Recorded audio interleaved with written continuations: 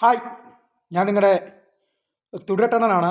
ഇന്ന് വന്നിരിക്കുന്നത് ഒരു സിനിമയുടെ റിവ്യൂ പറയാൻ വേണ്ടിയാണ്. ആസിഫ് അലി പ്രധാന കഥാപാത്രമെത്തിയ ആഭ്യന്തര കുറ്റവാളി സിനിമ ഇന്നലെ വൈകിട്ട് കൊട്ടാരക്കര മിനവയിൽ പോയാണ് സിനിമ കണ്ടത്. രാത്രി 9:30 ഷോ. സിമ്പിളൊരു കഥ, വളരെ ചെറിയൊരു കഥ, ഷോർട്ട് ഫിലിമിന് പറ്റിയ ഒരു സിനിമ. ഏകദേശം 1 മണിക്കൂർ 45 മിനിറ്റ് ദൈർഘ്യം മാത്രമേ സിനിമയ്ക്കുള്ളൂ. പെട്ടെന്ന് തീരും. ചിരിക്കാൻ ഒരുപാടുണ്ട്. പറയുന്ന കഥ ഇന്നത്തെ കാലത്ത് വളരെയധികം പ്രസക്തിയുള്ള ഒരു കഥയാണ്. എൻ്റെ ജീവിതവുമായി വളരെയധികം സാമ്യം ഈ കഥയ്ക്ക് ഉള്ളതായി എനിക്ക് തോന്നി. ഞാനിപ്പോൾ നേരിട്ടുകൊണ്ടിരിക്കുന്ന പ്രശ്നങ്ങൾ ഈ സിനിമയിൽ നന്നായി കാണിക്കുന്നു. എരിഞ്ഞു തീരാൻ വിധിക്കപ്പെട്ട 1000 പുരുഷന്മാരുടെ കഥയാണ് ആഭ്യന്തര കുറ്റവാളി. കഥയിലേക്ക് നോക്കുമ്പോൾ ഒരു സാധാരണ സഹകരണ സംഘം ബാങ്കിലെ ഒരു ടെമ്പററി ഉദ്യോഗസ്ഥനാണ് സഹദേവൻ. കാത്തിരുന്ന് നയന എന്നൊരു യുവതിയെ വിവാഹം കഴിക്കുന്നു. 10 ദിവസത്തെ ദാമ്പത്യ ജീവിതത്തിനൊടുവിൽ നയന സഹദേവനെതിരെ DV ആക്ട് പ്രകാരം, അതായത് ഡൊമസ്റ്റിക് വയലൻസ് 498A പ്രകാരം പോലീസ് സ്റ്റേഷനിലും കോടതിയിലും പരാതി നൽകുന്നു. തുടർന്നുണ്ടാകുന്ന സംഭവബഹുലമായ കഥയാണ് ഈ ആഭ്യന്തര കുറ്റവാളി പറയുന്നത്. പുരുഷപക്ഷത്തു നിന്ന് ചിന്തിക്കുന്ന ഒരു കുഞ്ഞു സിനിമയാണ്. ഫെമിനിസ്റ്റുകൾ ഇളകാൻ സാധ്യതയുണ്ട്.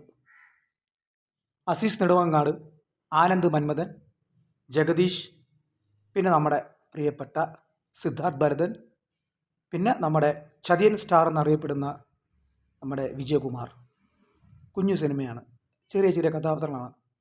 ഇതിൽ ജഗദീഷിൻ്റെ ക്യാരക്ടർ ഒരു വക്കീലായിട്ടാണ്, വിജയകുമാർ ഒരു വക്കീലായിട്ടാണ്.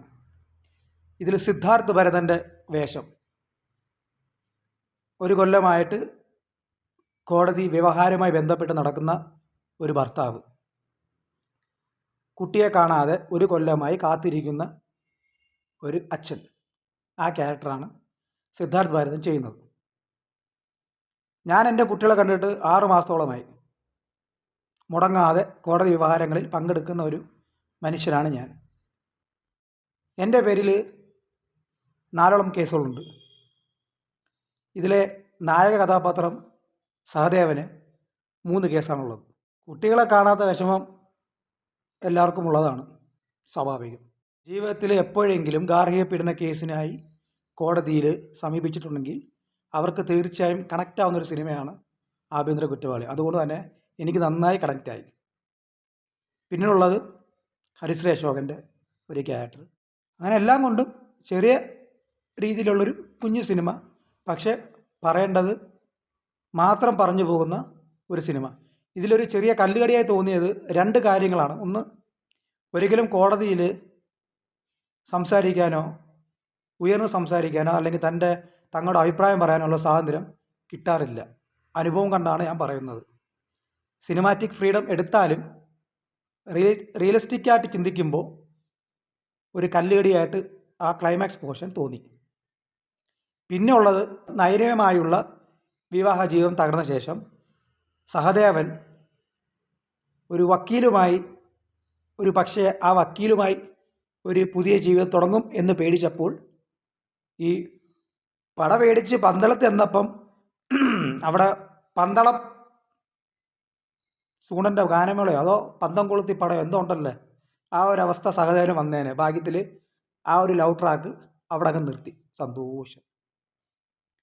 അപ്പോൾ കാണാത്തിലുണ്ടെങ്കിൽ തീർച്ചയായും ഈ പടം കാണുക. കണക്റ്റാവും. നിങ്ങൾക്ക് അനുഭവമുള്ളവർക്ക് ഈ പടം കണക്റ്റാവും. നിങ്ങളുടെ കൂട്ടുകാരനോ അല്ലെങ്കിൽ നിങ്ങളുടെ വീട്ടിലാർക്കെങ്കിലും ഇങ്ങനൊരവസ്ഥ വന്നിട്ടുണ്ടെങ്കിൽ തീർച്ചയായും ഈ സിനിമ കണക്റ്റാവും.